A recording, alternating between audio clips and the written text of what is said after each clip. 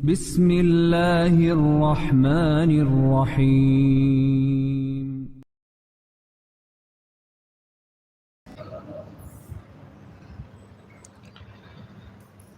Alhamdulillah wassalatu wassalamu ala rasulillah wa ala alihi wa sahbihi wa mawalah wa la hawla wa la quwata illa billahi wa ba'du. Qala Allahu azza wa jalla ya ayyuhalladzina amanu taqullaha haqqa tuqatih wa la tamutunna illa wa antum muslimun. Faqala sallallahu alaihi wasallam man salaka tariqan yaltamisu fihi ilma sahharallahu bihi tariqan ilal jannah. Amma ba'du, ma'asyiral muslimin yang dimuliakan Allah Subhanahu wa taala. Karena kita mendekati bulan Ramadan, maka pembahasan tafsir kita hentikan dulu. Kita akan membahas seputar Ramadan dalam beberapa pertemuan ke depan. Tentu tidak lain dan bukan pembahasan ini untuk merangsang supaya kita masih punya perhatian terhadap penyambutan kepada datangnya bulan Ramadan. Malam ini kita akan membahas bahwa datangnya bulan Ramadan itu merubah segalanya, merubah alam semesta sampai kepada alam jin, malaikat, bahkan merubah kondisi surga dan neraka. Ma'asyiral muslimin yang dimuliakan Allah Subhanahu wa taala, ada sebuah hadis yang sangat masyhur apabila datang bulan Ramadan, sering disampaikan oleh para khatib dan juga para duat. Hadis yang muttafaq alaihi dari sahabat Abi Hurairah radhiyallahu anhu. Nabi sallallahu alaihi wasallam bersabda, "Idza dakhala Ramadan, futihat abwabul jannah wa ghulliqat abwabun nar wa sulsilatis syayatin wa fi riwayatin wa suffidati syayatin." Apabila datang bulan Ramadan, maka akan dibukakan seluruh pintu-pintu surga, akan ditutup seluruh pintu-pintu neraka, dan akan dibelenggu para syaitan. Di dalam hadis ini ada 3 peristiwa. Bagaimana perubahan surga, bagaimana perubahan neraka, dan juga bagaimana perubahan alam jin atau syaitan. Yang pertama di sini Nabi SAW mengatakan futihat abwabul jannah. Ingat di sini kalimatnya bukan futihat tetapi futihat, menggunakan tasdid. Beda maknanya. Kalau futihat artinya adalah siyagul mubalaghah. Berarti bentuk yang berlebih-lebihan. Jadi pintu surga itu dibuka, betul-betul dibuka, bukan hanya sekedar dibuka. Antum kalau buka pintu ya biasa saja, ini buka pintu betul-betul dibuka, karena menyambut bulan Ramadan. Ma'asyiral muslimin yang dimuliakan Allah Azza wa Jalla, bicara tentang pintu surga,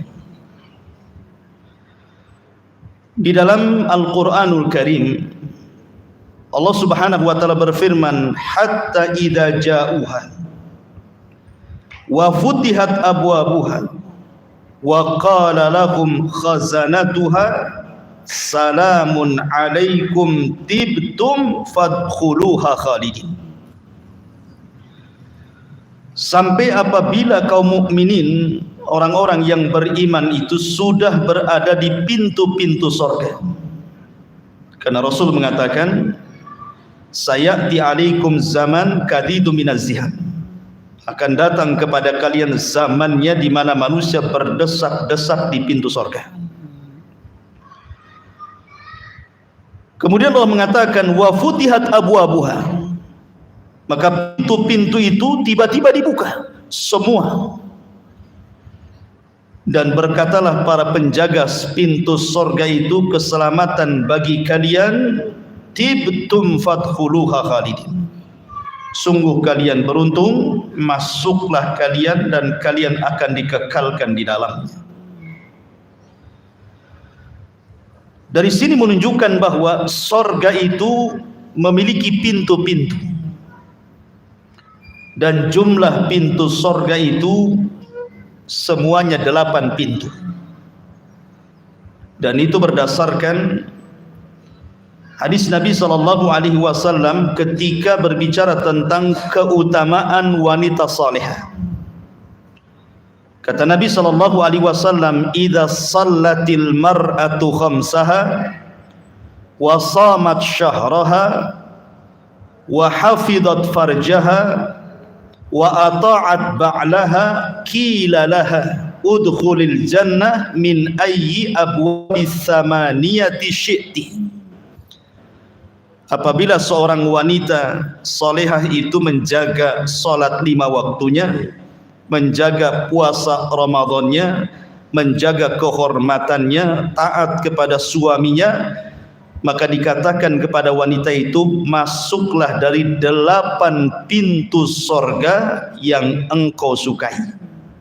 Dari sini menunjukkan bahwa jumlah pintu surga itu ada 8. Lah di antara nama-nama pintu surga itu, yang 8 itu, ada yang disebut dengan babus shalah. Memang pintu khusus orang yang gemar salat. Yang kedua ada namanya babus sadaqah. Memang pintu itu khusus dimasuki oleh orang-orang yang gemar sedekah. Ada namanya babul jihad, pintu khusus bagi para syuhada. Ada namanya babul aiman. Ini pintu khusus bagi orang-orang yang mendapatkan syafaat. Kemudian di sana ada babut taubah, pintu surga yang dikhususkan orang-orang yang suka bertobat, istighfar. Ada namanya pintu babul kadhiminal ghaid, orang-orang yang bisa meredam kemarahan. Ada namanya babul zikri, pintu yang dikhususkan bagi orang-orang yang suka zikir. Sebagaimana Rasul mengatakan, sabaqal mufarridun, sungguh mufarrid telah mendahului kita semua masuk surga. Siapa mufarridun itu? Adz-dzakirunallaha katsira wadz-dzakirat. Wanita-wanita, laki-laki dan wanita yang suka berzikir. Kemudian di situ ada babul ilmi, pintu para ulama. Ada babul hajj, pintu haji, dan ada babul radhin. Lah di sana ada pintu namanya babur rayyan. Nah ini khusus orang yang berpuasa. Namanya bab ar-rayyan. Karena masing-masing pintu itu disediakan penyeru. Kalau memang dia ahli salat, maka penyeru akan memanggil, wahai ahlu salat, masuklah dari pintu ini. Sebagaimana Rasul mengatakan, wa in kana min ahli salah du'iya min babis salah. Kalau dia pakarnya salat, maka akan dipanggil dari pintu salat. Dan subhanallah, apabila masuk di permulaan Ramadan, itu seluruh penjaga-penjaga pintu surga, para malaikat-malaikat Allah itu, mereka akan teriak, memanggil-manggil kita yang ada di bumi ini. Apa panggilan mereka? ya bagil khairi akbil wa ya bagis syarri adbir. Wahai orang-orang yang mencari kebaikan di bulan Ramadan, masuklah dari pintu ini. Semua penjaga pintu surga memanggil seperti itu. Wahai orang-orang yang mencari keburukan, menyingkirlah dari pintu-pintu ini. Artinya bahwa masuk Ramadan saja kita sudah dihabar gembirakan oleh para malaikat penjaga pintu surga agar kita masuk dari pintu-pintu itu. Ma'asyiral muslimin yang dimuliakan Allah Subhanahu wa taala. Anda bisa bayangkan pintu surga itu, daun pintunya saja itu dijelaskan di dalam hadis Nabi sallallahu alaihi wasallam. Kata Nabi sallallahu alaihi wasallam, "Walladzi nafsu Muhammadin biyadi." Demi yang jiwa zat Muhammad berada di tangannya. Ma inna ma bainal misra'aini min masari'il jannati lakama baina Makkah wa Hajar atau kama baina Makkah wa Busra. Sesungguhnya jarak daun pintu surga, daun pintunya saja dari ujung ke ujung itu jarak antara Mekah dan Hajar. Hajar itu di Syam. Atau antara Mekah dan Busra. Busra di Syam juga. Dalam riwayat Nabi SAW mengatakan, annama baina misra'aini min masari'il jannah masirata arba'ina sanatan. Bahwa jarak pintu satu ke pintu berikutnya, satu daun pintu itu dari ujung ke ujung itu perjalanan 40 tahun. Sebesar apa itu pintunya? Itu menjalan kaki 40 tahun sampai di mana? Itu daun pintunya. Sebesar itu. Tapi itu juga masih berdesak-desakan pula di pintu surga. Ma'asyiral muslimin yang dimuliakan Allah Subhanahu wa taala. Orang-orang kalau sudah masuk ke dalam surga, maka pintu surga tidak mungkin ditutup. Beda dengan pintu neraka. Kalau orang sudah masuk ke neraka, maka di pintu neraka itu akan ditutup dan tidak akan pernah dibuka lagi. Maksudnya, apabila ahlul jannah dakhalal jannah wa ahlun nar dakhalan nar, penduduk surga sudah masuk ke dalam surganya dan penduduk neraka sudah masuk ke nerakanya, maka pintu neraka itu langsung ditutup dan tidak akan pernah dibuka bagi orang-orang yang dikekalkan di dalamnya. Berbeda dengan pintu surga. Apabila seluruh orang-orang ahli jannah itu masuk ke dalam surga, maka pintu tidak akan ditutup. Kenapa demikian? Alasannya kata Imam Ibnul Qayyim rahimahullahu ta'ala, apa bedanya pintu neraka dengan surga? Kok orang masuk surga pintunya nggak ditutup? Kalau orang masuk neraka pintunya pula ditutup. Kata beliau ada 3 alasan. Yang pertama, kata Imam Ibnul Qayyim rahimahullahu ta'ala, zihabuhum wa iyabuhum wa tabu'uhum minal jannati haitsu sya'u. Dengan terbukanya pintu surga itu berarti mereka bebas untuk keluar, bebas untuk masuk, sehingga mereka bisa berjalan ke sana kemari. Yang kedua, dukhulul malaikati alaihim kulla waqtin, masuknya para malaikat menemui ahlul jannah untuk mengucapkan salam pada setiap waktu. Kemudian yang ketiga, annaha daru amnin la yahtajuna ila ghalqil abwabi dunya. Kata Imam Ibnul Qayyim, karena surga itu tempat aman. Kalau di dunia antum pintu dibuka terus, aman enggak? Enggak aman. Handphone hilang sebentar aja. Padahal orangnya dalam rumah. Karena pintunya dibuka gitu ya. Karena surga itu darul amni, maka pintunya tidak akan pernah ditutup. Namanya tempat yang aman. Kalau di bumi tidak bisa kayak gitu.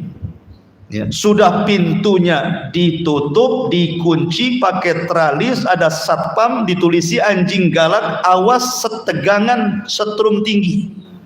Macam-macam di dunia itu kan. Dan macam-macam lapisnya itu. Supaya aman gitu ya. Sampai dibuat klaster perumahan itu, pintunya satu dari depan. Ma'asyiral muslimin yang dimuliakan Allah Azza wa Jalla. Beda dengan neraka. Kalau neraka itu memang ditutup supaya jangan keluar. Nanti disiksa keluar dia lari. Makanya disebutkan alaihim mu'sadah fi amadim mumaddadah. Tertutup semua pintunya, mau lari kemana dia? Makanya kenapa Allah mengatakan kullama aradu an minha uidu fiha. Setiap mereka hendak keluar, ditarik lagi, keluar, ditarik lagi. Itulah neraka.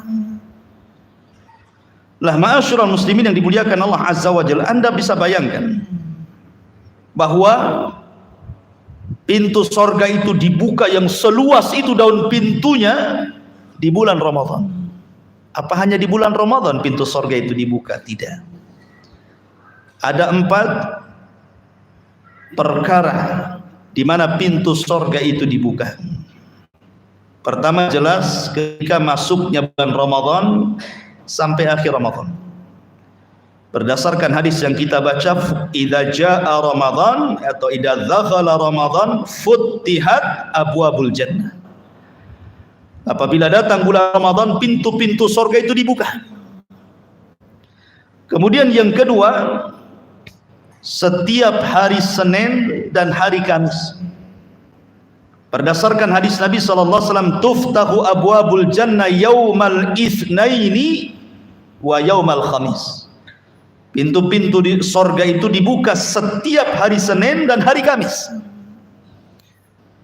Fayughfaru likulli abdin. Maka setiap hamba hari Senin dan Kamis itu akan diampuni dosanya, hamba-hamba yang beriman, kecuali orang-orang yang melakukan kesyirikan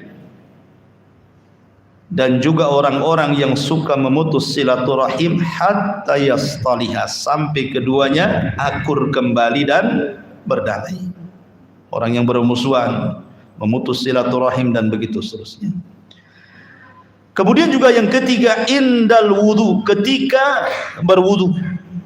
Ketika antum berwudu, Nabi SAW bersabda, ma minkum min ahadin yatawadda fayublighu atau fayusbighu alwudu thumma yaqulu asyhadu an la ilaha illallah wa anna muhammadan abdullahi wa rasuluh illa futihat abwabul jannati tsamaniyatu yadkhulu min ayyiha syaa.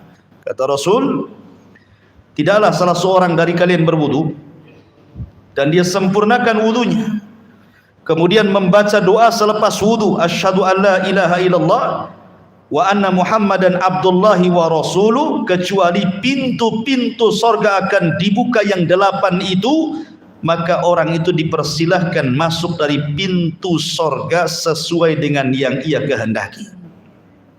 Kemudian yang keempat, ketika seseorang masuk ke dalam sorga, tadi saya sudah dijelaskan, kalau semua orang penduduk sorga sudah masuk ke dalam sorga, maka pintu itu akan dibuka dan tidak akan pernah ditutup.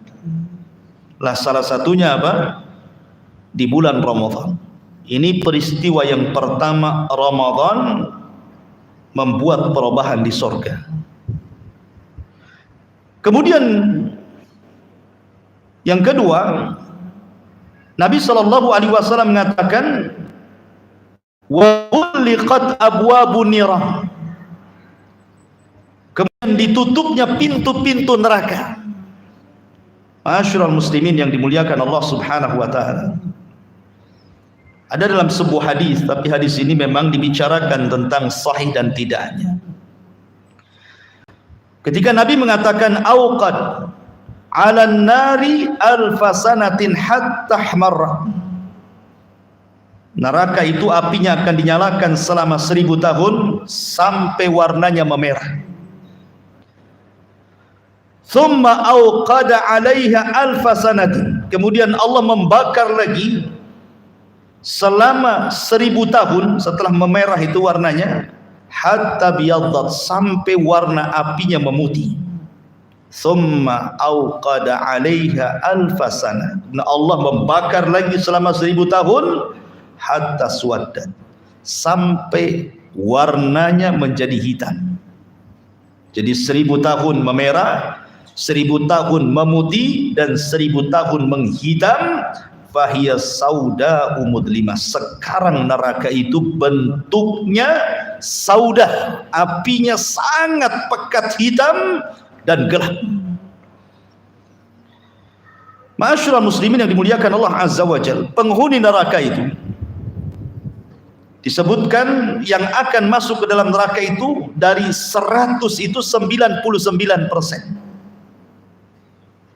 Ingat, penghuni surga itu sedikit kan? Dan itu disebutkan dalam hadis Bukhari, ketika Allah Subhanahu wa taala memanggil Nabi Adam, "Ya Adam," kata Adam, "Labbaik, aku penuhi panggilanmu ya Rabb, wa sa'daik wal khairu fi yadaik," dan kebaikan ada pada tanganmu ya Rabb. Tiba-tiba Allah mengatakan, "Ya Adam, ukhruj bi'san nar." Wahai Adam, keluarkan dari keturunanmu orang-orang yang dipastikan masuk neraka, utusan-utusan neraka. Maka Adam mengatakan, "Wa ma ba'sun nar." Siapa yang Anda maksudkan itu orang-orang yang utusan-utusan yang masuk ke dalam neraka itu? Maka Allah mengatakan, "Min kulli alfin tis'umi'atin wa tis'atu wa tis'in." Setiap 1000 masukkan ke neraka 999, satu masuk surga. Subhanallah kan, 999 masukkan ke neraka dari turunan wahai Adam, satu masuk surga. Menunjukkan bahwa penghuni neraka banyak gitu ya. Fadzaka hina yashibu saghir wa tada'u kullu dhati hamlin hamlaha wa tara an-nasa sukara wa ma hum bisukara walakin adzaballahi syadid. Dan ketika itu anak-anak yang kecil menua, beruban, wanita-wanita hamil tiba-tiba keguguran, dan kau lihat manusia mabuk padahal mereka tidak mabuk, tetapi azab Allah yang menimpa kepada mereka sangat dahsyat, maksudnya hari kiamat. Fashtadda dzalika alaihim. Kemudian para sahabat merasa berat, kalau 99 masuk neraka, satu masuk surga. Sebab beratlah para sahabat kok. Lalu kami di mana wahai Rasul? Kami di mana gitu ya? Ya Rasul, ayyuna dzalika rajul. Kemudian Nabi SAW mengatakan, absyiru. Bukan itu maksudnya. Maksudnya Rasul mengisyaratkan kepada satu kabilah yang akan muncul di akhir zaman yang disebut dengan Ya'juj wa Ma'juj. Apa kata Rasul? Absyiru fa inna min Ya'juj wa Ma'juj alfan wa minkum rajul. Artinya dari Ya'juj dan Ma'juj itu 999 dan satu dari kalian. Jadi Ya'juj dan Ma'juj itu 999 banding satu dari kita. Mereka masuk neraka, kita masuk surga. Menunjukkan bahwa jumlah Ya'juj dan Ma'juj itu banyak gitu ya. Wajar kalau Rasul mengatakan, kalian kira jihad sudah selesai, kata Rasul. Tidak. Jihad itu masih berlangsung. Perang itu masih akan ada. Sampai Allah datangkan kepada kalian sebuah kaum yang kalian tidak bisa memeranginya, yang kalian tidak bisa membunuhnya. Kemudian Rasul mengisyaratkan kepada kaum Ya'juj wa Ma'juj, bagaimana kita akan merangi mereka, berjihad melawan mereka, sementara satu melawan 999 Ya'juj dan Ma'juj. Mana bisa menang? Antum aja dikeroyok 10 orang bonyok. Ini yang ngeroyok 999, cuman enggak bonyok. Makanya Nabi Isa tidak bisa melawan. Sehingga Allah Subhanahu wa taala merintahkan Isa dan pasukan kaum muslimin yang tinggal sedikit untuk sembunyi di Bukit Tur. Dan Allah menghancurkan mereka bukan dengan perang, tapi Allah mengutus azab kepada mereka berupa mengutus naghaf. Naghaf itu semacam ulat gitu ya, yang menggerogoti tengkuknya, satu mati semua mati. Ma'asyiral muslimin yang dimuliakan Allah Azza wa Jalla, dan di pintu-pintu neraka itu ada malaikat-malaikat yang kasar. Makanya Allah mengatakan, alaiha malaikatun ghiladun shidadun la ya'sunallaha ma amarahum wa yaf'aluna ma yu'marun. Jadi penjaga-penjaga pintu neraka malaikat itu ghilad, sangat keras gitu ya, sangat menakutkan. Mereka tidak pernah bermaksiat kepada Allah Subhanahu wa taala. Bahkan malaikat penjaga neraka, malaikat Malik, semenjak diciptakan tidak pernah tersenyum. Semenjak diciptakan itu menjaga pintu neraka tidak pernah tersenyum. Malaikatnya saja nggak mau senyum. Ya. Kalau masuk perumahan satpamnya nggak mau senyum kan agak segan juga. Ya. Ma'asyiral muslimin yang dimuliakan Allah Azza wa Jalla. Adapun pintu-pintu neraka tentu akan berbeda dengan pintu-pintu surga. Karena pintu-pintu neraka itu kan jumlahnya 7.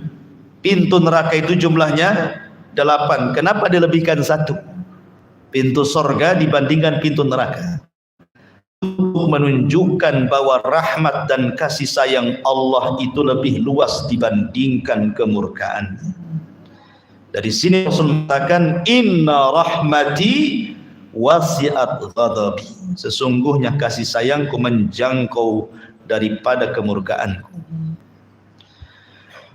Lah di sana ada nama-nama yang disebutkan kan, neraka itu kan tingkatan-tingkatan. Ada namanya Jahannam, ada Ladha, ada Khutama, ada Syair, ada Saqar, ada Jahim, ada Hawiyah. Dan itu semua disebutkan dalam Quran. Adapun besarnya neraka itu enggak tanggung-tanggung ikhwan. Ketika Nabi SAW mensifatkan neraka, apa kata Nabi SAW? Yu'ti jahannam, akan didatangkan neraka Jahannam di hadapan manusia di padang mahsyar. Kata Nabi SAW, laha sab'una alfa zimah, di mana neraka Jahannam itu memiliki 70.000 tali kekang. Antum lihat kalau ada, antum paham lah orang kalangan ya, kalau buat kapal itu kan mau dicemplungkan ke air itu kan harus ditarik, ya kan, ditarik oleh tambang. Kapal sebesar itu aja ndak sampai 1.000 tuh tali kekangnya untuk nari itu. Paling berapa saja tali jangkar saja, paling berapa satu kapal itu jangkar itu. Lah ini neraka Jahannam ini tali kekangnya saja Rasul mengatakan sab'una alfan, 70.000 tali kekang. Satu tali yang menggeret itu berapa malaikat? Kata Nabi SAW, ma'a kulli zimam sab'una alfa malakin yajurrunaha. Satu tali kekang itu digeret oleh 70.000 malaikat. Anda bisa bayangkan 70.000 malaikat dikali 70.000 tali kekang. Berapa malaikat itu? Yang narik Jahannamnya saja. Menunjukkan Jahannam itu besar. Apalagi penghuni-penghuni sorga itu juga fisiknya berbeda dengan penghuni neraka. Tentu neraka jauh lebih besar dibandingkan sorga. Karena penghuni sorga itu postur mereka seperti Adam, ya 70-60 hasta ke atas gitu ya, lebarnya 7 hasta. Tapi penghuni neraka itu gigi gerhamnya saja seperti gunung Uhud. Itu giginya, belum mulutnya, giginya segede gunung Uhud. La haula wala quwata. Mana besar orang itu. Itu ketebalan kulitnya saja 3 hari perjalanan. Mana coba besarnya, supaya mudah nyiksa. Jadi nyiksanya itu mudah gitu, mau dibesarkan badannya. Tetapi walaupun demikian neraka itu tidak pernah penuh. Setelah itu logisnya penuh neraka, Jahannam hanya mengatakan, hal mim mazid, ada tambahan ya Rabb, cemplungkan saja. Masih minta tambahan. Halim talati wa taqulu hal mim mazid. Masih ada tambahan ya Rabb, masukkan. Lah, bicara tentang abwabun nar, pintu-pintu neraka. Ada yang pertama, babul awal, pintu yang pertama, yutlaq alaihi babu jahannam. Ada namanya babu jahannam, pintu jahannam. Dan jahannam itu serendah-rendahnya orang yang masuk ke dalamnya dan disiksa oleh Allah Azza wa Jalla. Dan itu nerakanya orang-orang yang beriman dari kalangan usatul muwahhidin, ahli tauhid yang bermaksiat. Nah, itu jahanam tuh nerakanya. Ini seringan-ringannya karena untuk orang yang beriman yang bermaksiat. Kemudian yang kedua ada namanya babul ladha, pintu neraka ladha. Dan neraka ladha ini dikhususkan bagi orang-orang yang menyekutukan Allah, yang melakukan kesyirikan kepada Allah Azza wa Jalla. Kemudian ada namanya babus saqar. Dan mereka bagi para penghuni orang-orang kafir, termasuk juga orang-orang yang meninggalkan salat. Ma salakakum fi saqar? Qalu lam nakum minal musallin. Kenapa kalian masuk ke neraka saqar? Dulu kami tidak salat. Jadi para tarikus salat, orang-orang yang meninggalkan salat masuk ke neraka saqar. Kemudian juga yang keempat ada namanya babul khutamah, pintu neraka khutamah. Lah neraka khutamah sebutkan di sini tazdadu darajatal azab, maka azabnya makin pedih, wa syiddatun nar, dan panasnya makin dahsyat gitu ya. Kemudian juga membakarnya itu luar biasa. Kemudian yang nomor 5 babul jahim. Babul jahim, maka disebutkan di sini wama adraka ma jahimullahi. Tahukah anda neraka jahim itu seperti apa gitu? Maka di sini tahrikul ajsamu alal jam'i syadidil harara, maka akan membakar jasad-jasad di atas bara-bara api yang sangat panas. Kemudian ada namanya babus sa'ir, dan juga ada namanya babul hawiyah. Lah, bicara tentang masalah pintu-pintu surga, pintu-pintu neraka ini, maka di bulan Ramadan ada perubahan. Yang tadinya neraka itu dibuka, lah khusus Ramadan, Nabi SAW mengatakan wa ghulliqat abwabu an-nar atau niran. Dan ini menunjukkan bahwa di bulan Ramadan ada perubahan di neraka. Kemudian yang ketiga, Nabi SAW mengatakan apa? Wasufidati syayatin. Ada perubahan di alam jin. Di mana di bulan Ramadan ini, ikhwatu fiddin muliakan Allah Subhanahu wa taala, di mana Allah Subhanahu wa taala melemahkan syaitan. Melemahkan syaitan-syaitan yang kafir, yang fasik gitu ya. Sehingga mereka tidak bisa leluasa menggoda kaum muslimin. Dari sini menunjukkan apa? Allah berikan keleluasaan kepada orang-orang yang beriman di bulan Ramadan untuk beribadah kepada Allah, bertobat kepada Allah. Kenapa? Karena gangguannya sudah tidak ada lagi dari alam jin. Mereka sudah menguat, melemah dan tidak menguat lagi, sehingga tidak bisa kemudian mereka menggoda seenak mereka sebagaimana di luar Ramadan, karena mereka dibelenggu. Beginilah, kalau seandainya saya berikan analogi, ada dua musuh, dua-duanya preman, dua-duanya kuat, lawannya antum. Kemudian ditaruh di ring tinju, yang satu diikat, yang satu tidak diikat. Enak mana yang antum pukul itu? Hah? Enak yang diikat kan itu. Lawannya diikat, antum tinggal mukuli saja lah kan. Itu kan analoginya seperti itu ya. Kalau musuh itu diikat, mudah melawannya. Tapi kalau musuh itu kemudian diliarkan, agak sulit pula kita melawannya. Ya. Lah ketika syaitan itu diikat di bulan Ramadan, akan mudah melawannya. dan syaitan pun tidak bisa apapun. Tapi bukan berarti kemudian semua setan diikat, tidak. Maksudnya setan-setan yang paling jahat. Makanya dalam riwayat itu ada kalimat maradatus syayatin, marodahnya saja yang diikat itu. Maksudnya jin-jin yang luar biasa jahatnya, yang suka membuat orang kufur, musyrik, diarahkan kepada maksiat kepada Allah. Adapun kroco-kroconya yang masih ada berkeliaran, tapi mereka kurang bahaya. Antum bisa melawan mereka.